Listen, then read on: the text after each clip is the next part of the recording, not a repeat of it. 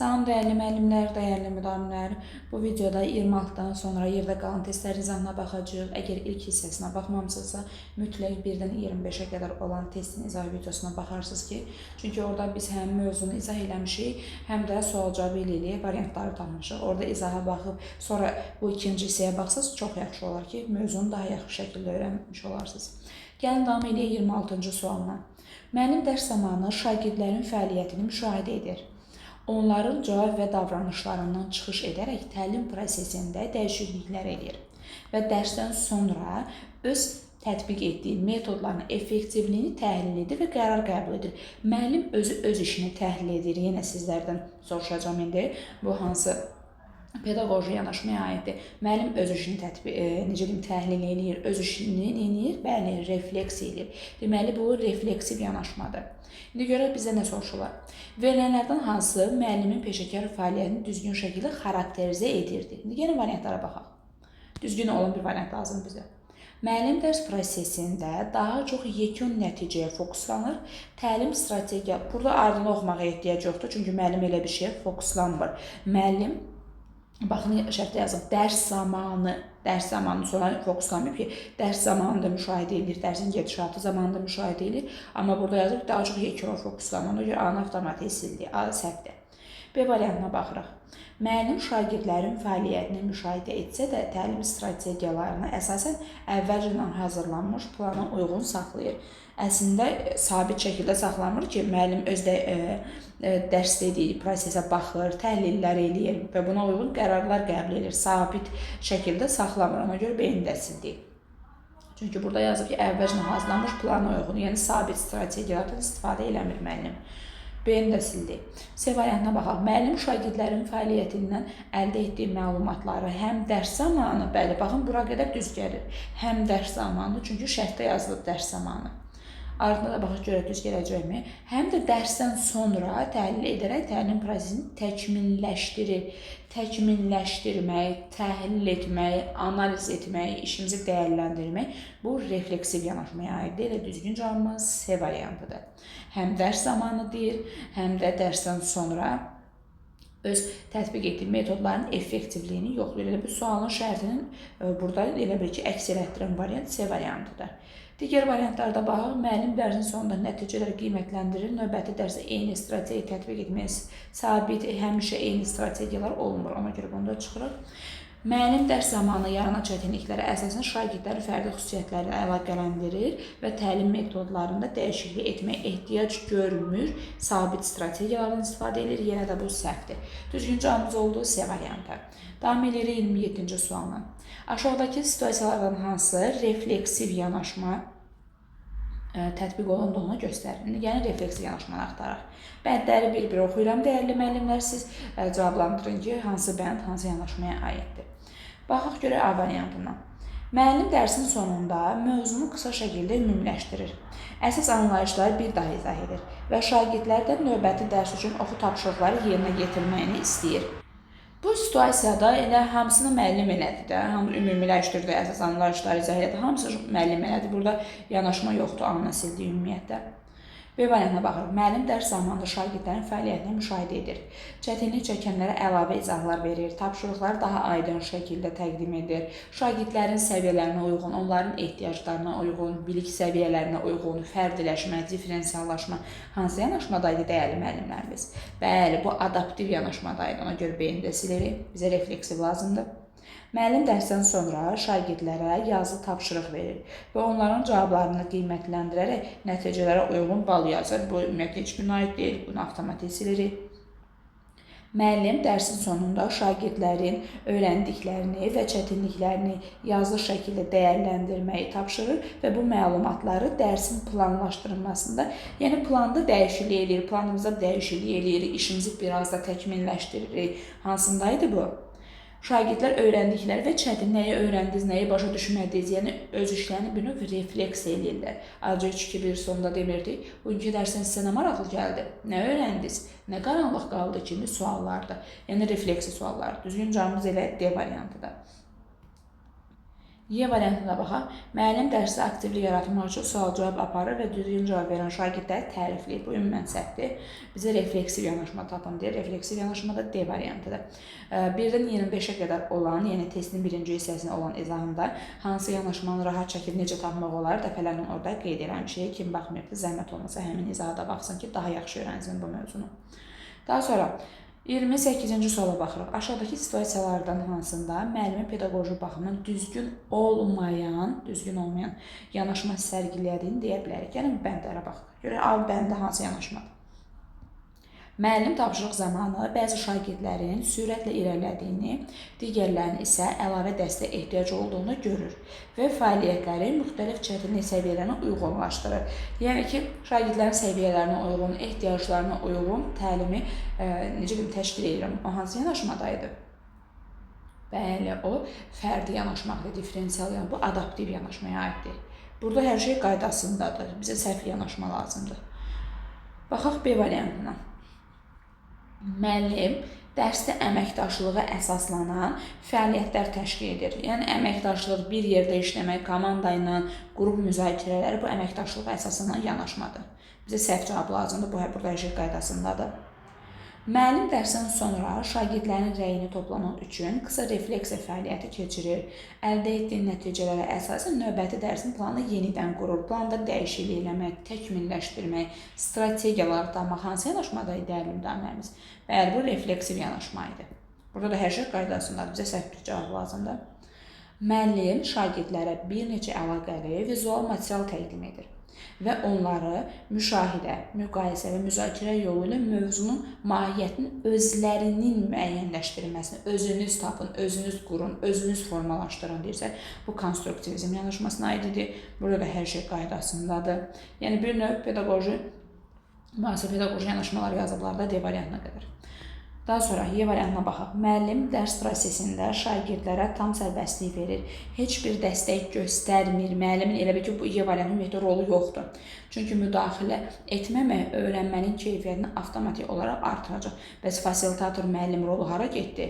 Heç bir dəstək vermir. Təbii ki, bu səhv fikirdir. Heç bir pedaqoji yanaşmada biz deməmişik ki, müəllim heç bir dəstək göstərmir. Ümumən müəllim yoxdur, qırağa çəkilib, elə bir şey yoxdur. Bəs fasilitator olaraq müəllimin o qədər rolu var idi sinifdə. Y variantı yanlışdır. Baxırıq 29-cu suala. Baxaq 29-cu suala. Dərs zamanı müəllim şagirdlərin müxtəlif fikirlər irəli sürməsinə şərait yaradır. Deməli, şagirdlər müxtəlif fikirlər irəli sürür və müəllim də buna şərait yaradır. Şərti tam yaxşı şəkildə təhliliyə görə bizə nə soruşurlar?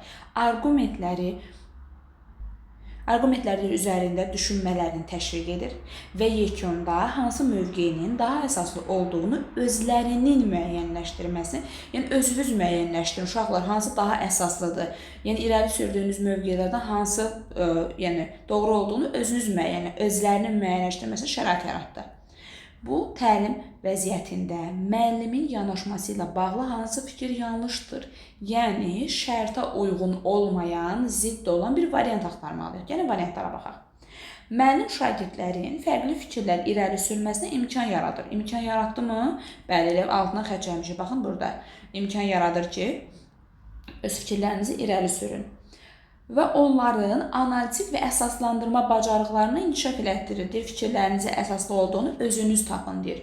Bəli, çox qəşəng fikirdir, bu doğrudur. Yəni, bu yanlış deyil, bizə yanlış lazımdır. B variantına baxılır. Təlim prosesi zamanı şagirdlər öz mövqelərini müdafiə etməklə tənqidi düşünmə bacarıqlarını tətbiq edirlər. Bəli, daha əsaslı olduğunu deyirlərsə, tənqidi təfəkkür, analitik bacarıqlar inkişaf edir. Bu da doğrudur. Hər şey qaydasındadır, bizə səhv cavab lazımdır. Müəllimin yanaşması şagirdlərin əvvəlki bilikləri yeni vəziyyətlərdə istifadə etməsinə şərait yaradır. Yəni, həmin biliklərindən istifadə edirlər, əsaslı olduğunu deyirlər. Yəni, burada da səhv bir şey görə bilmirik hələ ki. Bir növ konstruktivizmdə demirdir, şagirdlərə şərait yaratmaq lazımdır, şagirdlər əvvəlki biliklərini yeni vəziyyətlərdə formalaşdırmağa çalışırlar və s. Burada da hər şey qaydasındadır. Daha sonra digər varianta baxırıq. Bu yanaşmada müəllim dərsin gedişinə əsas qərar verici rolunu saxlayaraq yekun mövqeyini özü müəyyən edir. Yekun mövqeyini özü müəyyən edir, yoxsa şagirdlərin müəyyənləşdirməsini istəyir. Bu variant da yanlışdır, yəni D variantı da yanlışdır.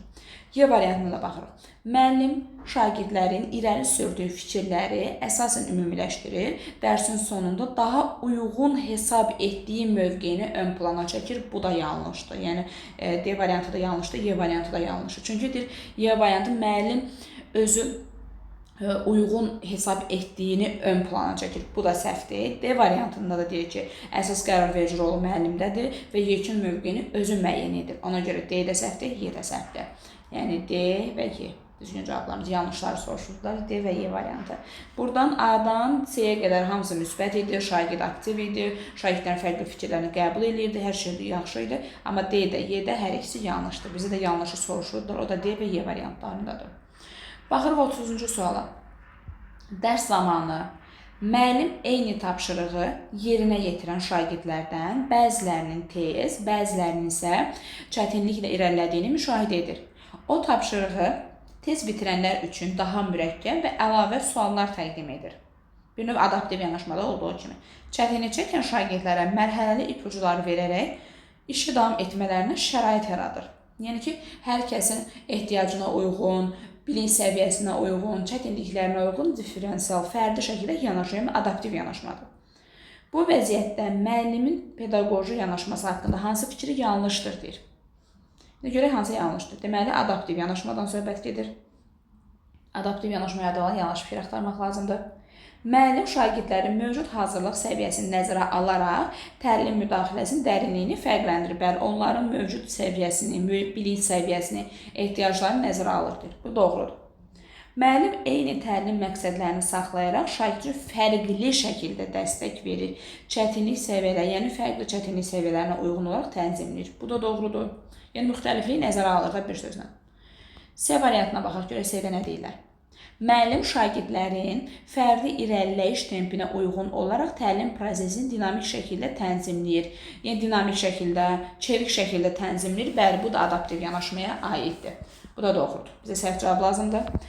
Müəllim zəif nəticə göstərən şagirdlərin öyrənmə məsuliyyətini azaltmaq üçün, ümumiyyətlə uşağın məsuliyyətini niyə azaldırıq biz? Şagirdlərin öyrənmə məsuliyyətini azaltmaq məqsədi ilə tapşırığın idraki yükünün səviyyəsini aşağı salmaq, bu da yanlışdır. Niyə mənə fərqli A-da, B-də, C-də görürsün, necə fərqli cür köməklik göstərmək, ipucular verirəm, yol göstərirəm, dəstək göstərirəm. Amma burada deyirəm ki, o uşaq zəifdir, onsuz da bunun səviyyəsini, tapşırıqların səviyyəsini biraz da aşağı salın, onun məhəllə məsuliyyəti azalmış olsun. Təbii ki, bu səhv fikirdir. Şagirdin öyrənmə məsuliyyətini azaltmaq doğru deyil. Ona görə yanlış soruşurdular, yanlış da bu variantdır. Y variantına da baxaq. Müəllim şagirdlərin ehtiyaclarına, bilik səviyyələrini hamısını nəzərə almalıdır adaptiv yanaşmada. Şagirdlərin ehtiyaclarına əsaslanaraq təlimdə həm gedişləndirmə, həm də mərhələli dəstək strategiyalarından istifadə edir. Bunların hər birini həm dərsdə demişdi, həm də testin birinci hissəsi, yəni izah videosunda da qeyd eləmişdi. Düzgün cavabımız oldu D variantı. Yanlışı soruşurdular, yanlış da D-də idi. Baxırıq 31-ci suala. Verilən nümunələrdən hansı müəllimin konstruktiv yanaşma mahiyyət etibarilə doğru ifadə edir? Yəni, bu bir sözlə bizə nə soruşurlar? Konstruktivizm yanaşmasına aid olanı, onu daha dolğun izah edən bir bəndi tapın deyilir. Yəni, variantlara baxaq. Müəllim dərs zamanı mövzunu izah edir və daha sonra şagirdlərə təqdim olunan biliklərin möhkəmləndirməsi üçün tapşırıq verir. Yəni, burada şagirdlər yeni bilikləri özləri formalaşdırmadı, özləri qurmadı. Burada sanki müəllim mərkəzi, müəllim öndədir. Şagirdlər pasiv mövqe nümayiş etdirir. Bu konstruktivizm yanaşmasında belə demişdikmi? Təbii ki, deməmişdik. Şagirdləri formalaşdırır, şagirdlər aktiv olur, ona görə A-nı sildik. B variantına baxırıq. Müəllim dərsin əvvəlində mövzu ilə bağlı məlumat təqdim edir və proses boyu şagirdlərin suallarını cavablandıraraq anlayışları dəqiqləşdirir. Şagirdlər burada passivdir. Şagirdlər sual verəndə cavab verirəm, şagirdlərin suallarına və s. Şagirdlər özləri qurmalıdır, özləri formalaşdırmalıdır. Hələ ki, mən belə bir şey görmədim. B-də də passivliyi var, bunu da sildik. Müəllim dərs zamanı şagirdləri mövzu ətrafında şagirdləri müzakirəyə cəlb edir, hələ ki, qaydasındadır. Onların fərqli baxışlarını müqayisə etməsinə, anlayışların şagirdlər tərəfindən formalaşdırılmasına şərait yaradır. Özləri formalaşdırırlar, özləri qururlarsa, bu konstruktivizm yanaşmasına aiddir. C variantı doğrudur. Digər varianta da baxaq. Müəllim dərs zamanı mövzunu sadələşdirilmiş formada təqdim edir. Əsas anlayışlar yadda saxlanılması, bu ənənəvi yanaşma oldu, bu ümumiyyətlə səhvdir. Y-yə baxaq. Müəllim dərsin sonunda mövzunu ümumiləşdirir. Şagirdlərin cavablarını əvvəlcədən müəyyən olunmuş düzgün səhv meyarlar əsasında qiymətləndirir. Bu da yanlışdır. Bizə lazımdır ki, konstruktiv yanaşmaya aid olan, konstruktivizmə aid olan şagird özü formalaşdırsın, özü müqayisə eləsin, özü əsaslandırsın, hamısını özü eləsin də bir sözlə. Düzgün cavabımız oldu C variantı və həmin anda da müəllim fasilitator rolunda olur. 32-yə baxırıq. Müəllim səhv cavabları dərhal düzəltmir və bu səbəbdən bəzi şagirdlərdə qısa müddətli qeyri-müəyyənlik yaranır. Lakin dərsin gedişində aparılan yönləndirmə və izah mərhələsindən sonra şagirdlər səhv yanaşmaların niyə doğru olmadığını anlayırlar. Yəni, hər şey qaydasındadır. Uşaqlar başa düşürlər artıq bu niyə səhvdir, bu niyə doğru deyə, bunu artıq anlayırlar. Bu vəziyyətdə müəllimin pedaqoji yanaşması ilə bağlı hansı fikir doğrudur deyir. Doğru olanı tapmalıyıq. Yəni, bir sözlə, şagird səhv cavab verəndə müəllim dərhal düzəltmir və dərsin gedişatı zamanı yönləndirmələr, izahlar verəndən sonra uşaqlar başa düşür ki, ona görə biz səhv eləmişik deyir. Deyir, indi bununla bağlı doğru olanı tapmalısınız. Gəlin variantlara baxaq. Müəllim səhvləri minimuma endirmək məqsədi ilə korrektiv izahı təxirə salaraq, niyə təxirə salıram? Bu avtomatik səhvdir. Baxın, müəllim elə qısa müddətli qeyri-müəyyənlik yarandığını görür, gedişi zamanı yönləndirir və qısa izahlar verir. Bu səhvdir. İzahı niyə təxirə salırıq? A-nı sildik. Həm də ki, səhvləri minimuma endirmək məqsədi ilə təxirə salmaq da düzgün deyil axı. Daha sonra B variantına baxırıq. Müəllim səhvlərdən istifadə edərək şagirdlərin düşünmə yollarını təhlil etməsinə və anlayışları yenidən qurmasına şərait yaradır.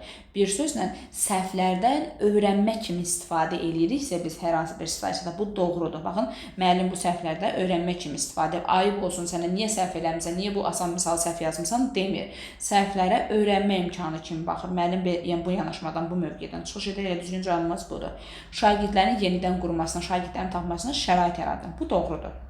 Baxın, hətta şərhin sonunda yazır ki, artıq deyir, səhv yanaşmaların niyə doğru olmadığını artıq anlayır. Uşaqlar başa düşürlər niyə səhvdir bu. Düzgün cavabımız B variantıdır. C variantına da baxaq. Müəllim səhvlərin yaranmasına imkan verərək şagirdlərin motivasiya səviyyəsini yoxlayır. Niyə belə bir şey eləyim? C variantda yanlış. Görüm, uşaqlar səhvi çox olsa, görüm motivasiyadan düşəcək, yoxsa düşməyəcək deyir. C variantının mənası odur yəni. Daha sonra D-yə baxaq. Müəllim səhvləri qiymətləndirmə məqsədi ilə saxlayaraq nəticə yönümlü təlim strategiyasını tətbiq edir.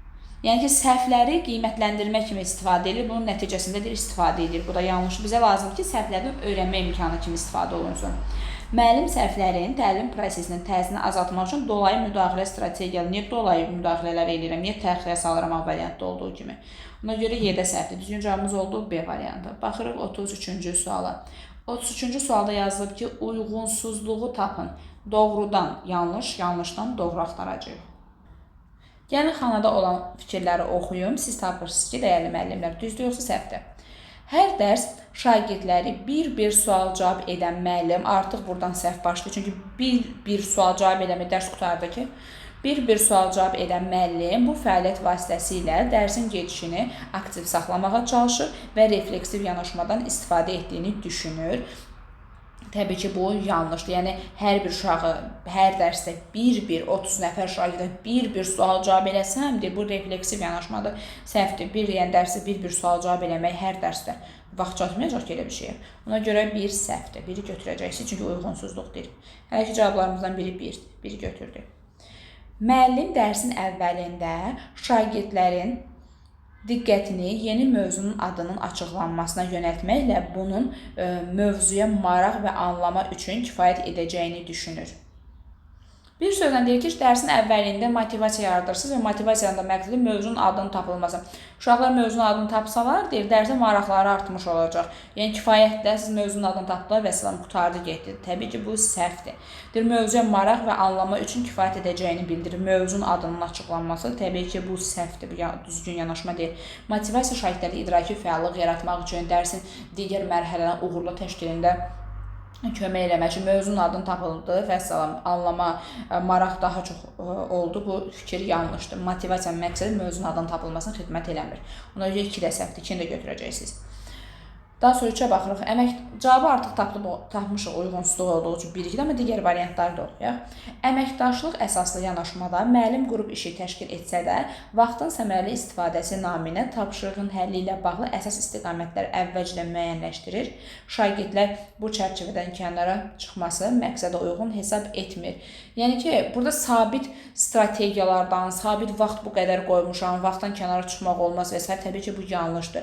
Yəni, sabit strategiya olmur ki, dərs zamanı müəyyən dəyişiklikləri eləyir. Sabit heç bir şey yoxdur. Çərçivə içində, çərçivədən kənara çıxmayın deyir. Bu yanlışdır. Deməli, bütün fikirlər əslində yanlışdır. Müəllim bütün şagirdlər üçün eyni tapşırıqları tətbiq etməyi təlimin ardıcıllığını qorumaq baxımından daha məqsədə uyğun hesab edir.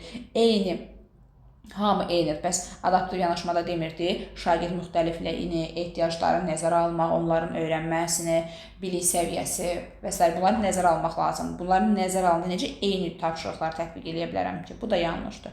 Deməli, bütün variantlar yanlış imiş. Düzgün cavabımız oldu nə? Uyğunsuzluq. 1C, daha doğrusu 1 ilə 2, yəni C variantı. 34-ə baxırıq. Hansı fikir doğrudur, deyir.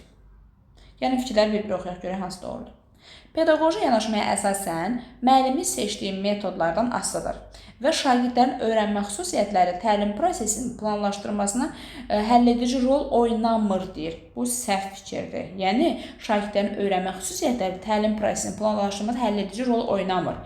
Bəs biz ümumiyyətlə planımızı nəyə görə qururuq? Şagirdlər nəticəyə çatsınlar, şagirdlər öyrənsinlər, deyir. Həlledici rol oynamır. Avtomatik bu səhvdir. B variantına baxırıq. Əməkdaşlıq əsaslı yanaşmada şagirdlərin birlikdə işlənməsi əsasən vaxtın daha tez idarə olunmasına xidmət edir.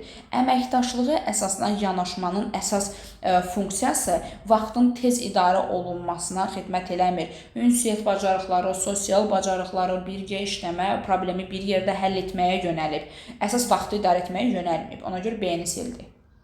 Daha sonra adaptiv yanaşmada müəllim dərs zamanı şagirdlərə vahid tapşırıqlar tətbiq vahid tapşırıq olmalı deyildi, müxtəlif tapşırıq olmalı idi və deyir, etməyin öyrənmə prosesində aydınlıq və ardıcıllıq yaratdığını düşünür. Bu yanlış yanaşmadır. D variantına baxırıq.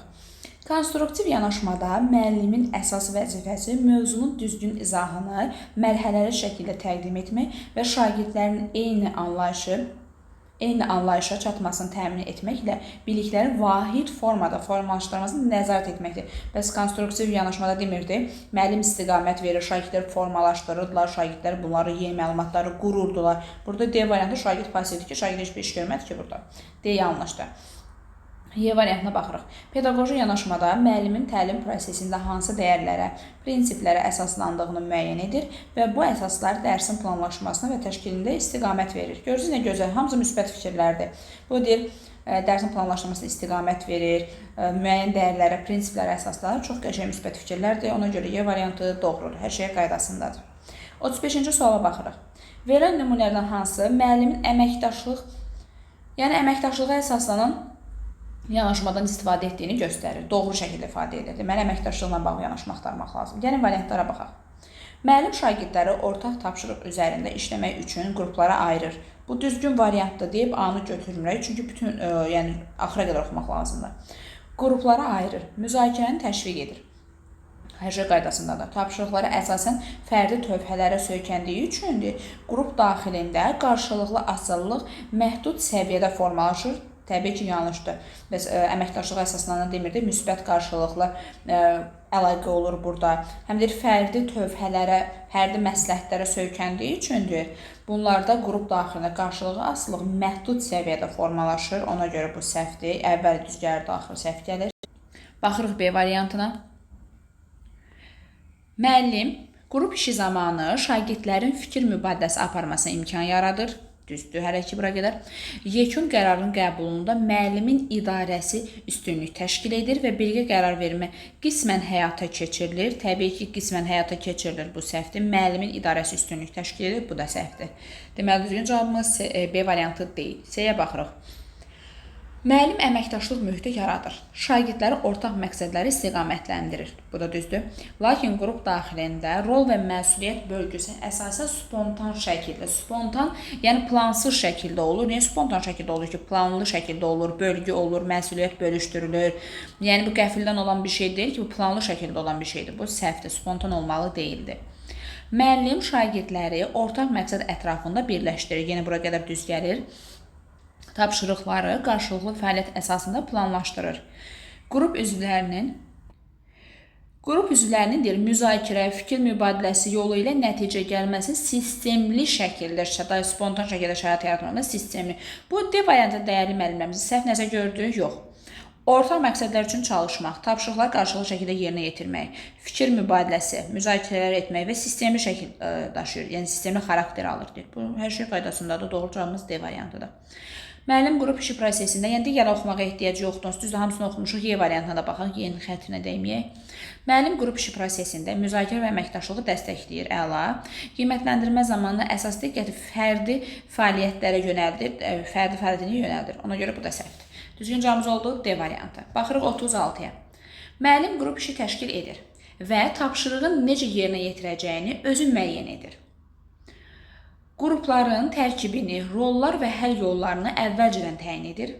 Dərs ərzində şagirdlər tapşırığı yerinə yetirsələr də, onların əksəriyyəti prosesi mexaniki şəkildə icra edir və müzakirə zəif şəkildə gedir. Müəllim nəticədən razı qalır. Çünki bütün qruplar tapşırığı vaxtında başa çatdırır.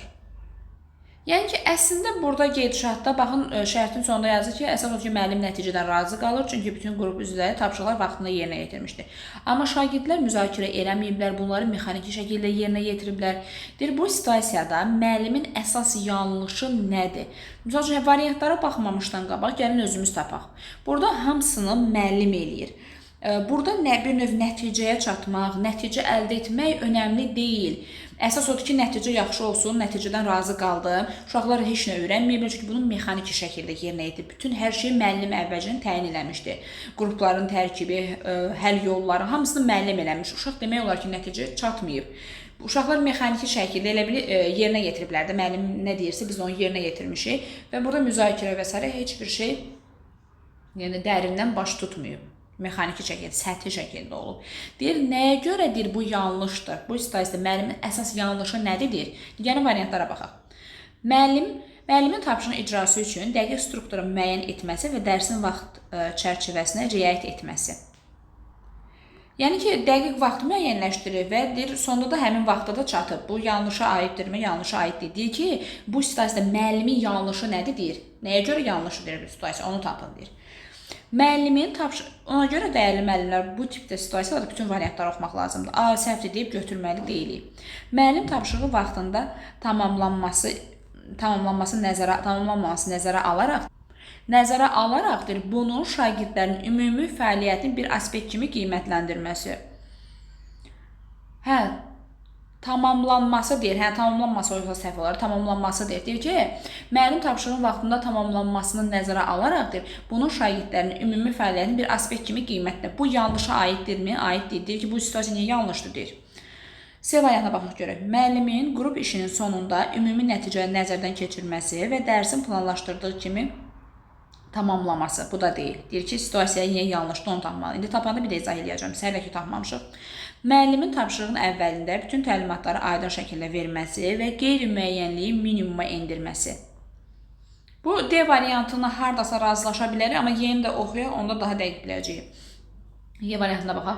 Müəllimin qrup işində nəticəyə fokuslanaraq prosesin necə getdiyini ikinci plana keçirməsidir. Bəli, baxın, burada əsas məqsəd odur ki, nəticədən mən razı qaldım. Müəllim deyir ki, nə gözəldir, nəticə superdir, əladır. Müəllim nəticədən razı qalır. Müəllim əsas razı qalmağı üçün çalışır. Proses necə getdi? Bu uşaqlar nə öyrəndilər, nə araşdırdılar, nə tədqiqat işi apardılar, nə formalaşdırdılar. O önəmli deyil, getdi deyir o ikinci planı. Düz deyilmi? Əlbəttə ki, gedir. Çünki şagirdlər burada bunu mexaniki şəkildə yerinə yetiriblər. Hamısını müəllim eləyib. Həll yollardır, rollardır, hamısını müəllim eləyib. Bəs uşaqlar necə yerinə yetirdilər, necə gəlib çatdılar bura? O önəmli deyildir. Əsas odur ki, nəticə superdir, mən nəticədən razı qaldım. Deyir, bu nəyə görə yanlışdır? Çünki proses necə gedib, uşaqlar necə əldə ediblər, necə çatıblar nəticə, o önəmli deyil. Ona görə bu yanlışdır. Deyir, bu situasiya nəyə görə yanlışdır? Y variantına görə yanlışdır. Ona görə D-ni də götürmürük. Yəni, Y variantı olmasa D-ni götürə bilərdik. Amma Y variantı olduğunu nəzərə alaraq D-ni niyə götürək biz? Yəni, nəyə görə yanlış oldu? Çünki proses necə getdi, o önəmli deyil. Əsas da odur ki, müəllim deyir ki, mən nəticədən razı qaldım, çox qəşəng nəticə idi deyir. Uşaqlar necə öyrəndilər, nə formalaşdı, nə əldə elədilər, uşaqlar heç nə əldə eləmədilər. Ona görə deməli, bu yanlışdır. Həm də ki, qeyri-müəyyənliyi minimuma endirmək baş verəcək yanlışlardan da deyil. Axı, ona görə biz bunu niyə götürək ki? Bizə yanlış olan lazımdır. O da Y variantıdır. Baxırıq 37-yə. Dərs zamanı müəllim müşahidə edir ki, şagirdlərin əksəriyyəti mövzunu lazımi səviyyədə anlamayıb. Verilən cavablar səthi və qeyri-dəqiqdir. Bu vəziyyətdə müəllim problemi aradan qaldırmaq üçün hansı addımı atsa daha məqsədə uyğun olar deyir. Deməli, müəllim müşahidə edir ki, şagirdlərin əksəriyyəti mövzunu lazımi səviyyədə anlamayıblar, verilən cavablar səthi və qeyri-dəqiqdir. Müəllim hansı addımı atsa daha dəqiq olar deyir. Digər variantlara baxaq. Müəllim izahı şagirdlərin əvvəlki biliklərinə söykənərək yenidən qurur və suallar vasitəsilə düşünməni aktivləşdirir. Burada hər şey qaydasındadır. Əvvəlki biliklərə əsaslanırıq, yenidən qururuq, suallar vasitəsilə onlar düşünməsinə, yenə suallar verəm ki, uşaqlar düşünsünlər, bu düşünməni aktivləşdirirəm. Burada hər şey qaydasındadır, bu qəşəngdir. Gəlin digər variantlara da baxaq, sonra variant götürək. Çünki situasiyalarda məsləhət olar ki, bütün variantları oxuyub elə variantı tapaq. Yəni, bir dənəsini oxuyub düzü deyib götürməyək. Müəllim dərsin tempini qorumaq üçün mövzunu qısa ümumiləşdirir və bu məsələ növbəti dərsə qayıtmaq. Yəni, problem qaldı, eybi yoxdur deyir. Ümumiləşdirdim, sabah növbəti dərslərdə qayıdarıq, heç nə olmaz deyir. Bu səhvdir. Bunu çıxdıq. Sonra C variantına baxaq. Müəllim əlavə izah materialları hazırlayaraq mövzu müstəqil şəkildə mənimsənməci ev tapşırığı verir. Bu, avtomatik səhv oldu. Mən bu dəqiqə problemi görürəm ki, hal-hazırda problem var, ev tapşırığı kimi verirəm, evdə yazarsız deməli deyiləm. Müəllim çətinliyi şagirdlərin hazırlıq səviyyəsi ilə əlaqələndirir və növbəti dərslərdə mövzunu daha sürətli keçməyə uyğun sayır. Yəni ki, bu siz götürə bilmirsiniz, sizin götürməniz zəifdir, hazırlıq səviyyəniz zəifdir, müəllimlik bir problem yoxdur deyir. Növbəti mövzuları daha sürətli keçəcəm deyir. Ona görə bunu da çıxırıq. Müəllim izah formasını dəyişmədən, sabit şəkildə dəyişmir. Bu da yanlışdır. Avtomatik düzgün cavabımız hansı variant oldu? A variantı. Görürsünüz, dəyərli müəllim birbaşa variantı götürmədik. Doğru olduğunu qeyd elədik, amma bütün variantları oxuyaq ki, çünki bizə daha məqsədə uyğun olan hansısa onu tapın deyir. O da A variantı idi elə. Baxırıq 38-ci suala. Müəllim dərs zamanı müşahidə edir ki, sinifdə şagirdlərin mövzunu qavrama səviyyələri bir-birindən əhəmiyyətli dərəcədə fərqlənir. Deməli, adaptiv yanaşmadır da bu. Öyrənməsinə görə, müxtəlif ehtiyaclarına görə fərqlənirlər uşaqlar bir-birindən. Bu şəraitdə müəllimin hansı addımı adaptiv, özləri qeyd ediblər adaptiv olduğunu. Adaptiv yanaşmanı əks etdirir. Yəni, düşürük variantlardan adaptiv yanaşma axtarmaq lazımdır. Testin birinci hissəsində də izah videosunda dəfələrlə qeyd eləmişik ki, adaptiv yanaşma nədir? Yəni, variantlara baxaq. Müəllim şagirdlərin qavrama fərqlərini nəzərə alaraq, əla, düzdür, hamı üçün yenidən izah edir və əlavə nümunələrin izahına aydınlıq gətirir. Baxın, burada yazılır ki, hamı üçün yenidən izah eləmək. Çünki uşaqlar müxtəlifdir, öyrənməsinə görə müxtəlifdir. Müəllim fərqli strategiya, hamı üçün yenidən izah eləmək bu düzgün deyil. Ona görə A-nı çıxıram. Bizə lazımdır ki, hansı addımı adaptiv yanaşmanı əks etdirir, onu tapmaq lazımdır. Adaptiv yanaşmada müxtəliflik, fərqlilik nəzərə alınmalıdır. Fərqli yollarla, fərqli necə deyim, uşaqların götürməsi, uşaqların ehtiyacları, uşaqların hazırlıq səviyyəsi, bilik səviyyəsi nəzərə alınmalıdır. Fərqli, diferensial yanaşmaq lazımdır. A-nı çıxdıq, B-yə baxırıq. Müəllim dərsin əvvəlində planlaşdırdığı tapşırıqlar dəyişmədən sabit saxlamaq, avtomatik cümlənin ardını oxumağa ehtiyac yoxdur, bu səhvdir. Müəllim dərs zamanında şagirdlərin cavablarına əsasən müxtəlif çətinlikdə tapşırıqlar verir. Bəli, hamıya eyni bir şey vermir də. Müxtəlif çətinlik tapşırıqlar verib, bəzilərinə əlavə istiqamətləndirici suallar verib, digərlərini isə müstəqil işləməyə imkan yaradır. Bəli, elə ən doğru, ən gözəl cavabımız C variantı olacaq. Baxın, A-da deyir ki, hamı üçün yenidən izah elə. Axı, elə uşaqlar ki, onu götürülməsi çox yaxşıdır da. O uşaq üçün niyə yenidən izah eləyim ki? Baxın, C-də deyir ki, elə uşaqlar da var, belə uşaqlar da var deyir. Digərlər isə müstəqil işləməyə imkan yaradılır. Bəzilərinə istiqamət verirsiniz, bəzilərinə müxtəlif çətinlik tapşırıqlar verirsiniz.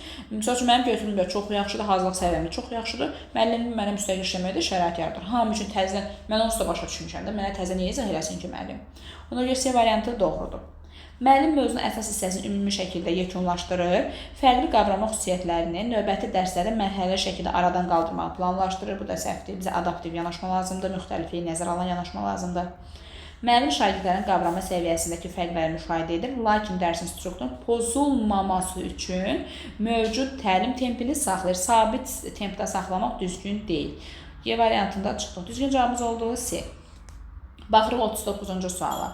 Müəllim yeni mövzunu təqdim etdikdən sonra şagirdlərə açıq tipli suallar verir və onların cavablarını lövhədə qeyd edir.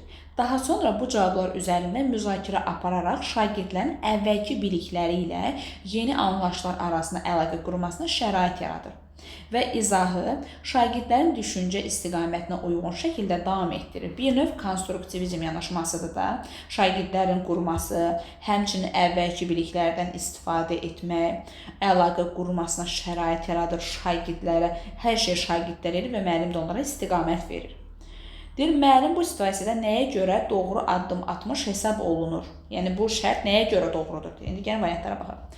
Çünki müəllimdir, şagirdlərin mövcud bilik və düşüncələrini əsas götürərək yeni bilikləri onların iştirakı ilə formalaşmasına şərait yaratmışdır. Formalaşmaq, qurmaq deyirsə, bu konstruktivizm yanaşmasına aiddir. Bizə də elə o lazım idi. O mövcud bilikləri əsas götürürük, yeni bilikləri onların necə deyim, iştirakı ilə formalaşdırırıq, qururuq. Bu düzgün cavabımız elə oldu A variantı. Digər variantlara da baxmağa ehtiyac yoxdur, çünki doğrunu tanımışıq, bizə konstruktivizm yanaşması lazım idi. Amma gəlin baxaq da digər variantların xəttinə dəymiş olmayaq. Çünki müəllim dərsin əvvəlində mövzunun əsas anlayışını sistemli və ardıcıl şəkildə təqdim etmişdir. Bu səhvdir, çünki şərtdə elə bir şey yoxdur. Çünki müəllim sinifdə qarşılıqlı əməkdaşlığı gücləndirmək üçün qrup işi metodundan şərtdə konstruktivizm yanaşmasından söhbət gedir. Əməkdaşlığa əsaslanan yanaşmadan söhbət getmir axı. Çünki müəllim açıq suallardan istifadə etməklə şagirdləri dərsə cəlb edərək dərsin uğurlu alınmasına şərait yaratmışdır. Sual şərtində konstruktivizm yanaşması lazımdır ki, o nəyə görə konstruktivizm yanaşması düzdür? Yəni, səbəbini soruşur bizdən. Çünki müəllim dərsin tempini qorumaq üçün əvvəlcən planlaşdırılmış izah xəttiniz sabit qalmışdır və yaxud da sadiq qalmışdır. Bu səhvdir. Yəni, stabil bir şeydən istifadə eləmək düzgün deyil. Ona görə doğru cavabımız olduğu A variantı. Baxırıq 40-cı suala. Verilmiş hansı situasiyada müəllim yanlışa yol verib? Səhvi axtarmalıyıq. Yəni, tapaq səhvi. Müəllim şagirdlərin cavab müxtəlifliyini dərsin təbii hissəsi kimi qəbul edir. Yəni, hər kəs müxtəlif cavablar verir, mən bu təbii bir amil kimi qəbul edirəm və düşünməni dərinləşdirmək üçün müzakirə mövzusu kimi istifadə edir. Bu doğrudur. Hər şey qaydasındadır. Hər kəs müxtəlif cavab verə bilər də, fərqli cavablar verə bilər. Bu təbii bir şeydir. Müəllim, bizə səhv cavab lazımdır. Müəllim tapşırıq zamanı şagirdlərin fərqli strategiya seçməsinə müdaxilə etmir. Lakin yekun mərhələdə nəticələrin eyni meyarlara dəyərləndirilməsini daha məqsədə uyğun hesab edir. Yəni, sonda hamı eyni meyarlara əsasını dəyərləndirir də deyir. Amma strategiyalarımız müxtəlif ola bilər deyir. Bu doğrudur. Müəllim dərsdən sonra əldə olunan nəticələr əsasında mövzunun hansı hissələrində daha çox diqqət tələb etdiyini müəyyənləşdirir və növbəti dərsin strukturunu bu hissələri daha çox yer ayırır. Nəyi başa düşün? Bir növ işimi təhlil edirəm, refleks edirəm. Burada da hər şey qaydasındadır, doğrudur. Müəllim qrup işi prosesində şagirdlərin qərar vermə mərhələsində tam sərbəstliyini qoruyur və yalnız tapşırığın məqsədindən kənara çıxma riski yarandıqda sual verməklə prosesi tənzimləyir. Yəni, uşaqları kənara çıxılarsa sual verib yerinə qaytarıram da, yəni çox uzaqlaşmasına şərait yaratmıram. Burada doğrudur. İnşallah ki, bəndləri doğru oxumuşuq, çünki bizdən yanlışı soruşurlar, yanlışı tapmamışıq. Müəllim mövzunu tamamlayır, şagirdlər dərs zamanı tam başa düşmədiyi məqamları isə dərsin sonunda ümumi nəzərdən keçirməyə uyğun sayır. Bu ənənəvi yanaşma, demək ki, bunları düz oxumuşduq. Bu ənənəvi yanaşmaya aiddir. Qulaq asın uşaqlar, imkan verin, mövzunu danışım, qutarım. Sualınız olsa, axırda ümumi nəzərdən keçiriləcək də. Yəni, dəqiq kimin problemi nədir, kim nəyə başa düşməyib, onun ətraflı şəkildə şagirdlərə məlumat verilmir. Bu ənənəvi yanaşmadır. Mən danışıram, siz qulaq asın, qeyd götürün. Müasir təlimdə deyirik ki, şagirdlər özləri formalaşdırmalıdır, özləri qurmalıdır, şagird aktiv olmalıdır. Y variantda şagird aktivliyindən söhbət belə getmir. Burada şagird passivdir. Bu da oldu, dəyərli müəllimlərimiz, müasir pedaqoji yanaşmaya aid olan 40 dənə testin izahı, bir də qeyd edirəm. 1-dən 25-ə qədər testin izahı videonun birinci hissəsindədir, bu da ikinci hissəsidir.